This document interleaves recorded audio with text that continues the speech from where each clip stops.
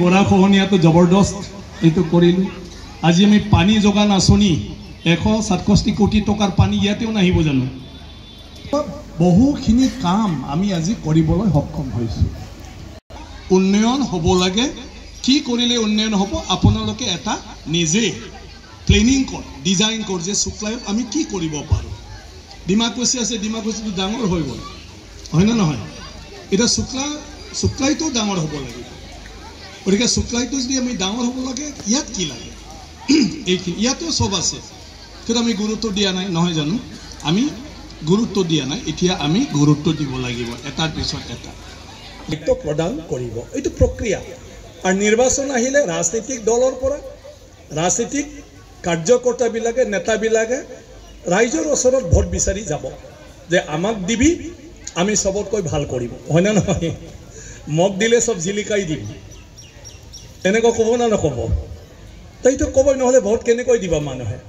ৰাজনীতি আমি বেয়া পালিও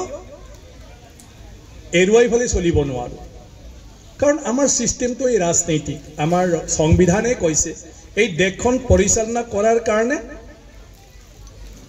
কোনেও লেখা পঢ়া জানিলেও, এক্সপাৰ্ট হ'লেও এইটো দায়িত্ব পাব নোৱাৰে। ব্যক্তিগত তোমাৰ জ্ঞানৰ দ্বাৰা, অভিজ্ঞতাৰ দ্বাৰা এই দেশখন চলোৱাৰ দায়িত্ব তুমি ল'ব নোৱাৰা। এই দেশখন দায়িত্ব চলোৱাৰ কেনেকৈ তুমি পাব পাৰা? ৰাইজে পচন্দ কৰি, ৰাইজে ভোট দি, ৰাইজে তোমাক নিৰ্বাচিত কৰিব লাগিব। তাৰপিছতে তোমাক কৰ্তৃত্ব প্ৰদান কৰিব। এইটোৱে হ'ল আমাৰ সংবিধানৰ নিৰ্দেশ। আৰু সেইমতে আমাৰ দেশত ছিষ্টেমটো চলাবৰ কাৰণে ৰাজনৈতিক প্ৰক্ৰিয়া। কিন্তু সেই ৰাজনীতিটো ভোটৰ পিছতে আমাৰ মাজত লাগি থকাৰ কাৰণে আমাৰ উন্নতি নহয়। মইতো আগৰ পৰা কৈ আছোঁ, ভাই মই MLA হ'লোঁ, বিজেপিৰ পৰা MLA হৈছোঁ, উপায়টো নাই।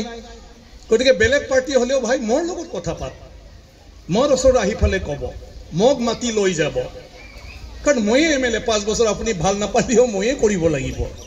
আপোনাৰ সমস্যাৰ কথা ময়ে জনাব লাগিব। আপোনাক কিবা এটা কৰিব লাগিলে ময়ে নিৰ্দেশ দিব লাগিব। গতিকে সেইকাৰণে আমি চবে কোনে কাৰ কাৰণে ওলাও আৰু। কিন্তু যেতিয়া ইলেকশ্যন শেষ হ'ল, তেতিয়া আমি উন্নয়নৰ কামত লাগি যাব লাগে। যিয়ে জিকে সি পাৰ্টিৰ বিধায়ক নহয়, পাৰ্টিৰ MCLA নহয়, সি এই সমষ্টিৰ প্ৰতিনিধি হয়। ভোট দিয়া নিদিয়া এই অঞ্চলখন তেওঁ চাব লাগে, আৰু আমি ভোট নিদিলেও তাৰ ওচৰত যাব লাগে। আমাৰতো নাযায়। এতিয়া মোৰ তাত বিজেপি নহ'লে আহিব নোখোজে। আজিও বহুত দেখা নাই মই। বেলেগ বেলেগ পাৰ্টি নাপাতে। শুক্লায়ৰ উন্নয়ন কোনে আৰম্ভ কৰিব? এই স্কুলখনৰ দায়িত্ব কোনে ল'ব? বজাৰখনৰ দায়িত্ব কোনে ল'ব?